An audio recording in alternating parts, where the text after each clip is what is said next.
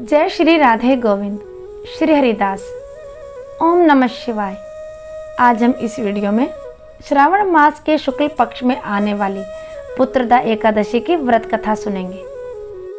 अब हम शुरू करते हैं हमारी आज की पुत्रदा एकादशी की व्रत कथा। एकादशियों के महात्म्य का आनंद लेते हुए धनुर्धर अर्जुन ने कहा, हे प्रभु, ये कल्याणकारी और महापुण्यदायक कथाएं सुनकर मेरे आनंद की सीमा नहीं है और मेरी जिज्ञासा बढ़ती जा रही है। हे कमल नयन, अब आप मुझे श्रावण माह के शुक्ल पक्ष की एकादशी की कथा सुनाने की कृपा करें। इस एकादशी का क्या नाम है तथा इसके व्रत का क्या विधान है, इसमें किस देवता का पूजन किया जाता है और इसका व्रत करने से किस फल की प्राप्ति होती है। श्री कृष्ण ने कहा, हे धनुर्धर, श्रावण माह के शुक्ल पक्ष की एकादशी की कथा के श्रवण मात्र से ही अनंत यज्ञ का फल प्राप्त होता है। हे पार्थ, द्वापर युग के आरंभ में ही महिष्मति नाम की एक नगरी थी। उस नगरी में महाजित नाम का एक राजा राज्य करता था। वह पुत्रहीन था, इसलिए वह सदा दुखी रहता था।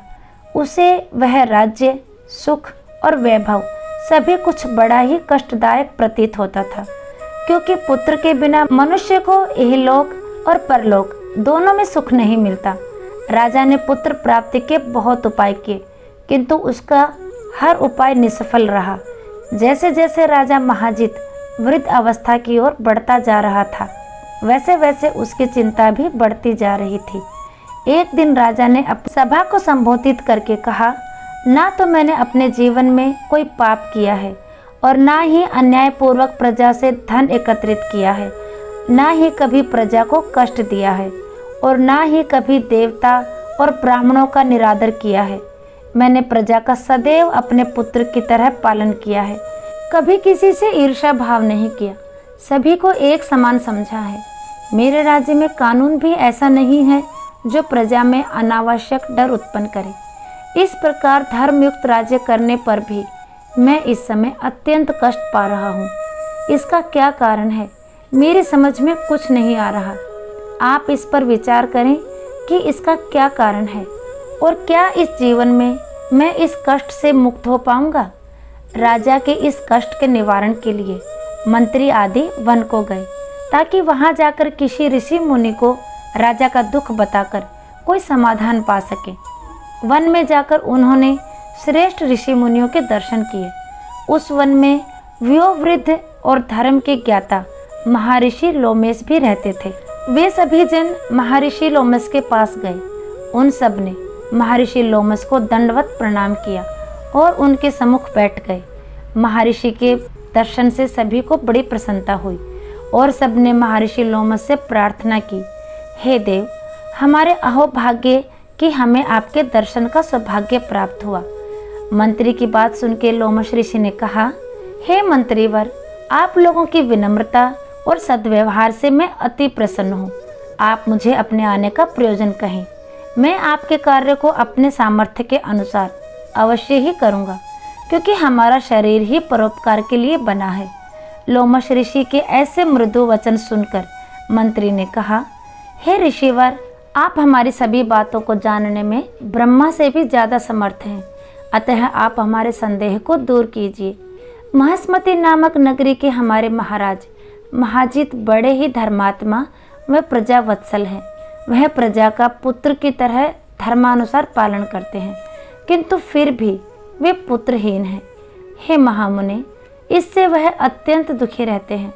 हम लोग उनकी प्रजा हैं, हम भी उनके दुख से दुखी हो रहे हैं, क्योंकि प्रजा का यह कर्तव्य है कि राजा के सुख में सुख माने और दुख में दुख माने।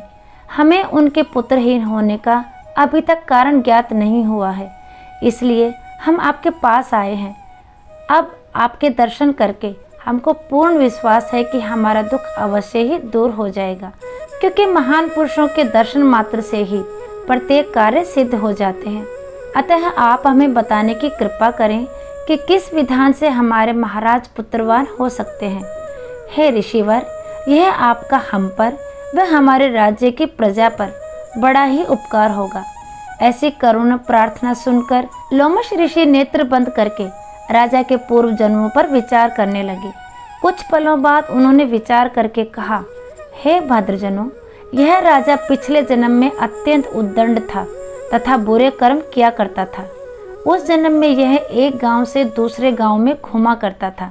एक बार ज्येष्ठ मास के शुक्ल पक्ष की एकादशी के दिन की बात है। यह 2 दिन से भूखा था। दोपहर के समय एक जलाशय पर जल पीने गया। उस स्थान पर उस समय ब्याई हुई एक गाय जल पी रही थी। राजा ने उसको प्यासी ही भगा दिया और स्वयं जल पीने लगा। हे श्रेष्ठ जनों, इसलिए राजा को यह कष्ट भोगना पड़ रहा है। एकादशी के दिन भूखे रहने का फल ये हुआ कि इस जन्म में यह राजा है और प्यासी गाय को जलाशय से भगाने के कारण पुत्रहीन है। यह जान सभी सभासद प्रार्थना करने लगे, हे ऋषि श्रेष्ठ, शास्त्रों में ऐसा लिखा है कि पुण्य से पाप नष्ट हो जाते हैं। अतः कृपा करके आप हमें कोई ऐसा उपाय बताइए जिससे हमारे राजा के पूर्व जन्म के पाप नष्ट हो जाएं और उन्हें पुत्र रत्न की प्राप्ति हो। सभासदों की प्रार्थना सुनकर लोमश मुनि ने कहा, हे श्रेष्ठ जनों, यदि तुम सब श्रावण मास के शुक्ल पक्ष की पुत्रदा एकादशी का व्रत और रात्रि जागरण करो और उस व्रत का फल राजा के निमित्त कर दो, तो तुम्हारे राजा के यहाँ पुत्र उत्पन्न होगा। राजा के सभी कष्टों का नाश हो जाएगा। इस उपाय को जानकर मंत्री सहित सभी ने महर्षि को कोटि कोटि धन्यवाद दिया तथा उनका आशीर्वाद लेकर अपने राज्य में लौट आए। तदुपरांत उन्होंने लोमेश ऋषि की आज्ञा अनुसार पुत्रदा एकादशी का विधान पूर्वक उपवास किया और द्वादशी को उसका फल राजा को दे दिया।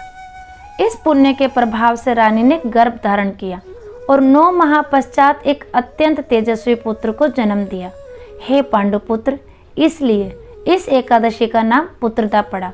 पुत्र की इच्छा रखने वाले मनुष्य को विधान पूर्वक श्रावण माह की शुक्ल पक्ष की एकादशी का व्रत करना चाहिए।